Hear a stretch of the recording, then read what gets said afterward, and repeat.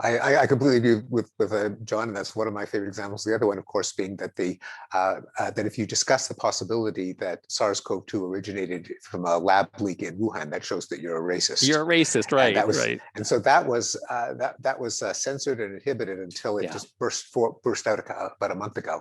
But well, completely agreeing with John that our institutions for finding the truth constantly need defense. They go against a lot of features of human nature.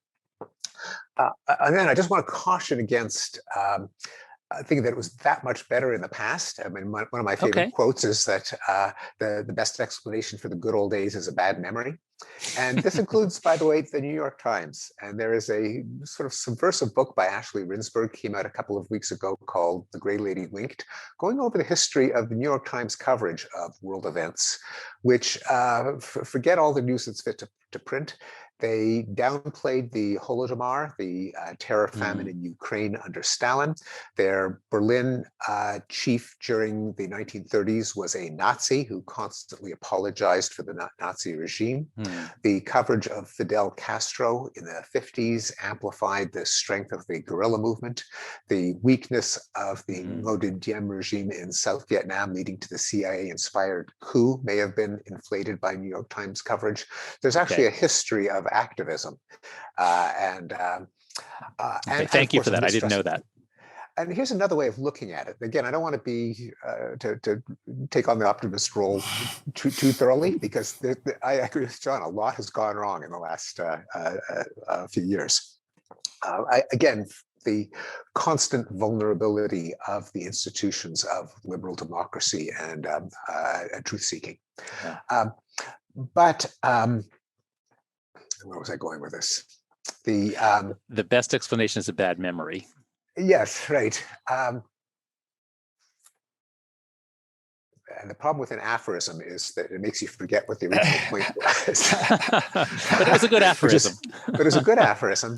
Well, we were talking about the New York Times and about the fact that it's never been what it was, and you walk through that and the fragment. Oh yes, here's one. Okay, now here it was. Okay, and one.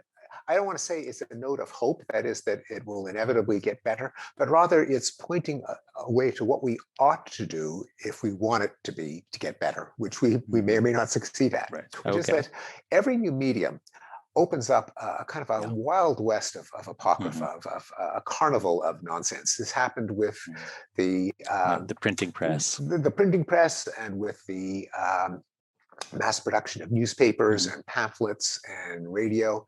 There was massive plagiarism. Newspapers in the 19th century reported the discoveries of sea monsters and miracles and revivals of the dead and all kinds of nonsense.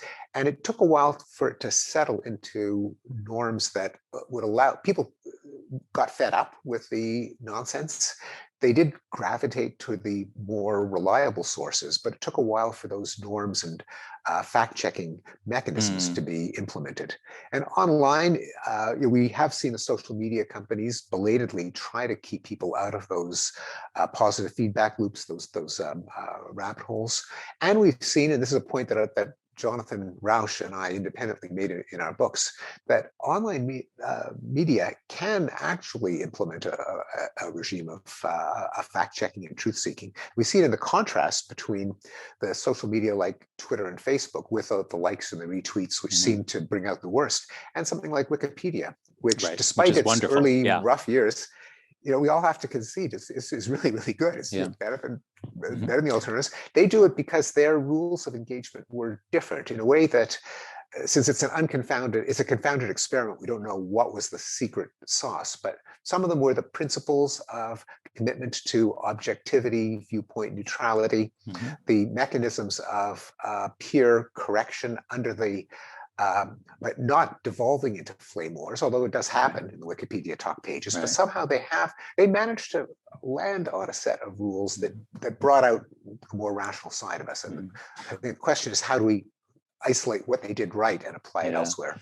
Right. Well, it's nonprofit, and it actually brings people together for different viewpoints. There's an article that came out 2 or 3 years ago showing that articles about politics and social science that had political diversity in the authors were rated as higher quality than those that had less. So viewpoint diversity is rewarded. That's right. It's one of the essential features for a species that is so committed to confirmation bias and to finding whatever supports my side or what I've said publicly.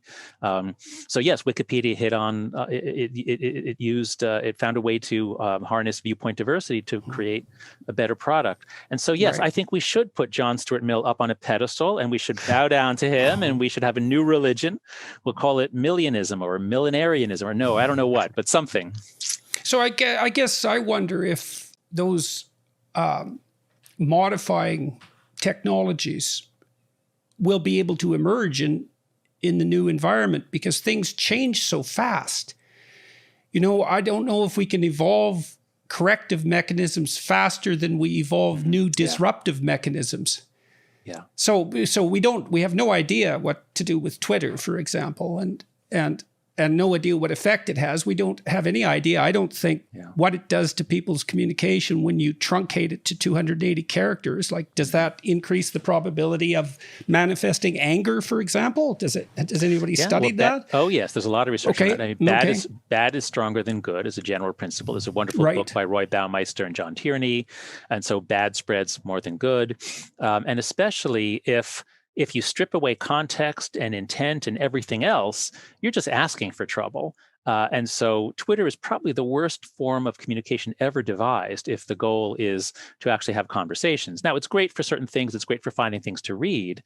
But to call Twitter a communication platform or a public square, anything like that, while it serves that function, it serves it about as badly as could be.